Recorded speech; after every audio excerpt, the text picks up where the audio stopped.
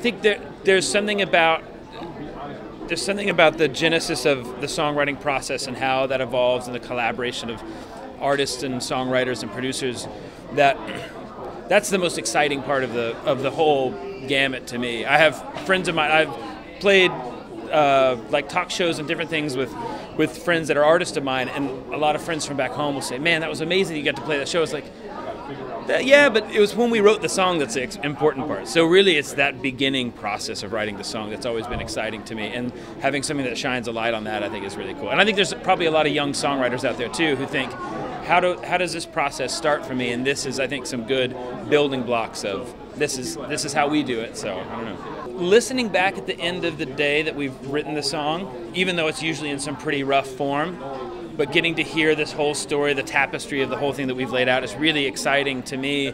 Every phase after that has its own kind of excitement to it. Hearing a song on the radio is a magical and awesome thing, but honestly nothing beats that first time we hear the song all the way through. It's like, we've written a song, this is actually pretty good. Like, I kind of want to play this for people. So that's the most exciting part to me. Yeah. A lot of times I'm in rooms with people who are a lot more talented than I am, or a lot more successful than I am, or a lot less, or whatever.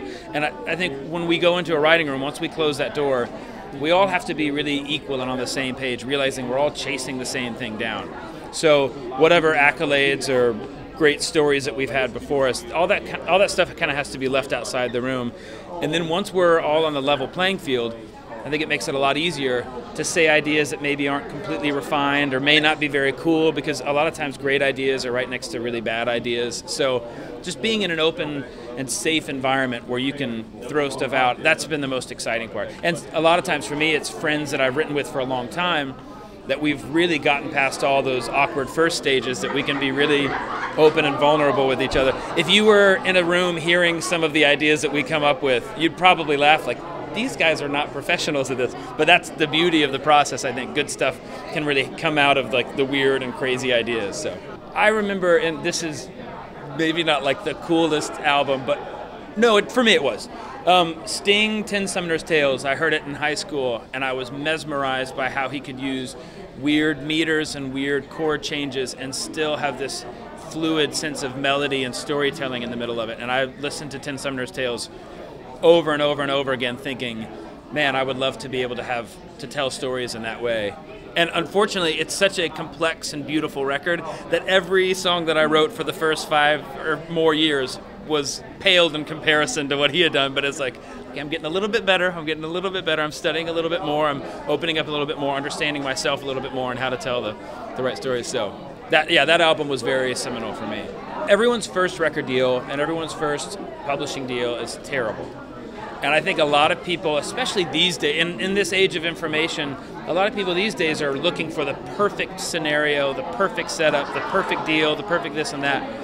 And in the process, they miss a lot of time that they could be collaborating and working with other people. So part of it's like, be crazy enough to get in your car and drive to LA and live out of your car for a couple of weeks before you figure things out. Be crazy enough to be in business with people that you didn't think that you would necessarily gel with or create art with in the first place, because the more you do, the more you learn, the more you figure this stuff out, and the more you'll find partners along the way that you maybe wouldn't have found early on. So to me, it's about just kind of momentum and continue to say yes. And then I think you hit a certain point in your career where learning to say no is really valuable. But man, for those first many steps, just say yes to everything, and more good things happen from that, I think. So it's been really special from the very beginning. I've been with BMI, and having people like Barbara Kane stand behind me has really been cool. I mean, as songwriters, we like to pretend that our success came quickly and has always stayed at that level. But the truth of it is, it's usually a pretty long road to getting any success. And then there's valleys and droughts along the way. And to have a community of people that I think believe in the stories you're telling, whether you're having a hit on the radio at that moment or not, has been really cool.